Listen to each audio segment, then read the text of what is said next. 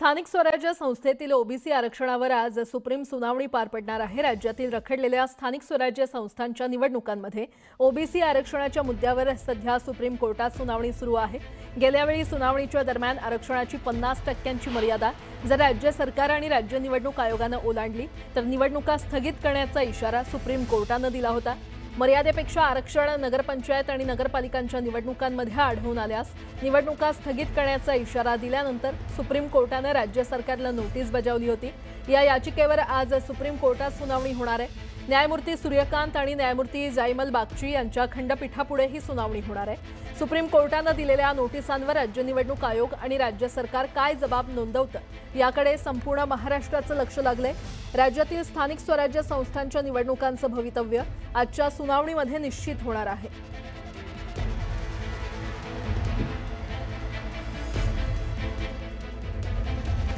आणि या संदर्भात अधिक माहिती देत आहेत आमचे प्रतिनिधी प्रशांत लीला रामदास आपल्यासोबत जोडले गेलेले आहेत। प्रशांत, स्थानिक स्वराज्य संस्थेतील ओबीसी आरक्षणावर आज सुप्रीम कोर्टात सुनावणी पार पडणार आहे, काय अपडेट? आज सुप्रीम कोर्टामध्ये स्थानिक स्वराज्य संस्थांमध्ये खास करून ओबीसी आरक्षणाच्या संदर्भात सुनावणी होणार आहे। ही गेल्या वेळी ज्या पद्धतीनं सुप्रीम कोर्टाने सक्त बजावलं होतं त्यानंतर आजही त्यांनीच निश्चित केलेली तारीख आहे। याच संदर्भात बोलण्यासाठी माझ्यासोबत ॲडव्होकेट देवदत्त पालोदकर आहेत, त्यांच्याशी चर्चा करूया। गेल्या अनेक वर्षांपासून ओबीसी आरक्षणाच्या संदर्भातील लढाई ते सुप्रीम कोर्टात लढत आहे। सर, आपलं स्वागत आहे न्यूज 18 लोकमतमध्ये। सर, ज्या पद्धतीनं आज संकेत मिळत आहे की काही निवडणुका रद्द करण्याची शक्यता आहे, तुमची काय माहिती आहे? नाही, बेसिकली आज सुनावणी आहे आणि सुनावणीमध्ये आपण जर पाहिलं असेल तर गेल्या वेळी सर्वोच्च न्यायालयाने स्पष्ट केलं होतं की 50% आरक्षणाची मर्यादा ओलांडता येणार नाही। आपण गेल्या बाईटमध्ये असं सांगितलं होतं की 10 जिल्हा परिषदा अफेक्ट होऊ शकतात, पण तो आकडा त्यापेक्षाही जास्त आहे। नगरपंचायती आणि नगरपालिकांचा आकडाही जास्त आहे। महानगरपालिका साधारणतः 2 याच्यामध्ये अफेक्ट होतात। तर एवढ्या मोठ्या प्रमाणावर जर सगळ्या नगरपालिका आणि महानगरपालिका किंवा जिल्हा परिषदा, पंचायत समित्या याच्यामध्ये अफेक्ट होत असतील तर या सगळ्या आरक्षणाची प्रक्रिया आता पुन्हा आपल्याला नव्याने करावं लागेल। त्यामुळे निवडणूक कार्यक्रम जो काही झालेला आहे, जाहीर झालेला आहे किंवा जो होणार आहे त्यामध्ये मोठ्या प्रमाणावर फेरबदल होऊ शकतो। पण साधारणतः जर बघितलं जी नगरपालिका आणि नगरपंचायत आहे त्याच्यामध्ये अनेक नगरपालिका पंचायतमध्ये 90% आरक्षण आहे। हे तर थेट जो आदेश दिला सुप्रीम कोर्टाने त्याची अवहेलना आहे।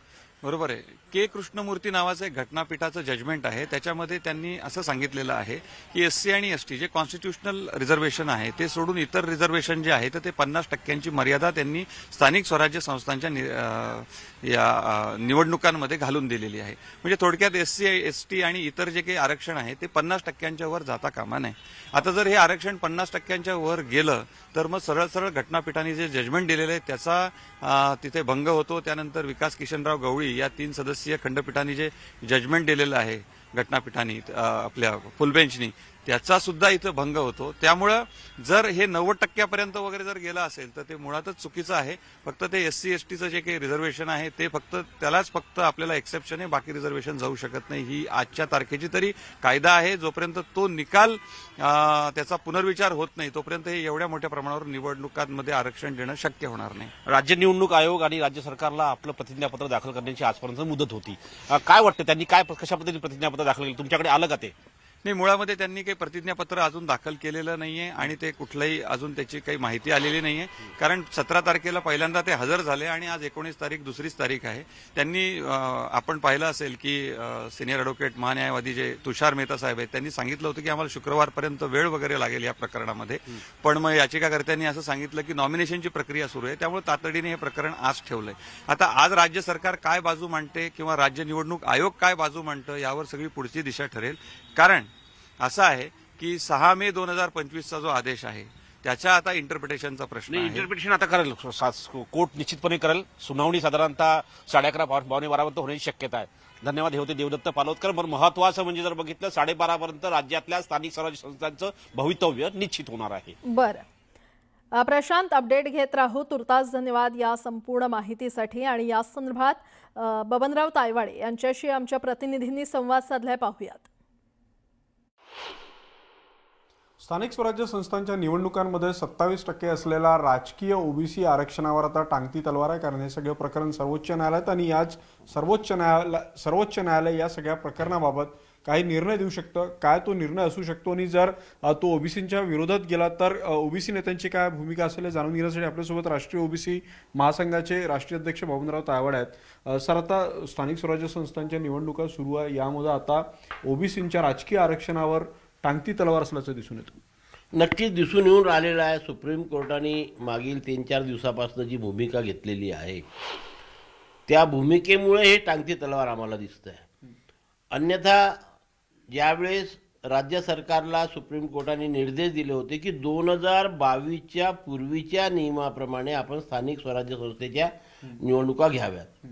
2022च्या पूर्वी आम्हाला 27% आरक्षण मिळत होतं आणि म्हणून आम्ही सर्व देशातील ओबीसी वर्ग हर्षोल्लित झाला होता, खुश झाला होता, आनंदी झाला होता की आपलं 27%चं आरक्षण हे कायम राहिलेलं आहे. परंतु आता जेव्हा निवडणुका घ्यायला सुरुवात झाली, काही ठिकाणी सोडती निघाल्या आणि ते झाल्यावरती काही लोक सर्वोच्च न्यायालयामध्ये गेले की बा याच्याप्रमाणे आरक्षण मर्यादा ही 50%च्या वर जाते. ती नॅचरल आहे, 50%च्या वर जाते, त्याच्यात काही वेगळं पण नाही. आणि म्हणून सर्वोच्च न्यायालयाने परवा जो स्टँड घेतला की बा 50%च्या वर जाता कामा नये आणि तुम्ही सर्वोच्च न्यायालयाने जे निर्देश दिले होते त्याचा चुकीचा अर्थ काढला असं त्यांनी म्हटलेलं. अरे बाबा, तुमचंच एक बेंच वेगळा निर्णय देते, तुमचंच हे देते. सामान्य माणूस सुद्धा हे समजेल की 2022च्या नियमाप्रमाणे घ्या, म्हणजेच ओबीसीला 27% आरक्षण द्या. आता आज त्याची अंतिम सुनावणी आहे, आम्ही त्याच्या प्रतीक्षेमध्ये आहोत. पण समजा 50%च्या आतमध्येच हे आरक्षण असायला पाहिजे, राजकीय आरक्षण सुद्धा, असे जर निर्णय माननीय सर्वोच्च न्यायालयाने दिला तर या महाराष्ट्रामध्ये हजारो ओबीसींचं राजकीय नुकसान होणार आहे. राजकीय नुकसान मी तुम्हाला म्हणतो, कारण हे राजकीय आरक्षण आहे. कारण ज्या ठिकाणी एससी आणि एसटीची लोकसंख्या ही 23%पेक्षा जास्त असेल त्या ठिकाणी ओबीसीला तेवढं आरक्षण कमी होणार आहे. म्हणजे आदिवासी बहुबाहुल जिल्ह्यात तर मिळणारच नाही. पण जसं आमच्या नागपूरचं उदाहरण जर आपण घेतलं तर नागपूरला एससीची लोकसंख्या 19.86, म्हणजे त्यांना जवळजवळ 20% आरक्षण मिळणार. एसटीची लोकसंख्या 7.94, म्हणजे त्यांना 8% मिळणार. म्हणजे 20 आणि 8 28, उरले फक्त 22. ओबीसीला 22% आरक्षण मिळणार. म्हणजे आमच्या एकूण जागेच्या सध्या 40 जागा नागपूर महानगर दिल्या होत्या त्या 33 जागा होतील. म्हणजे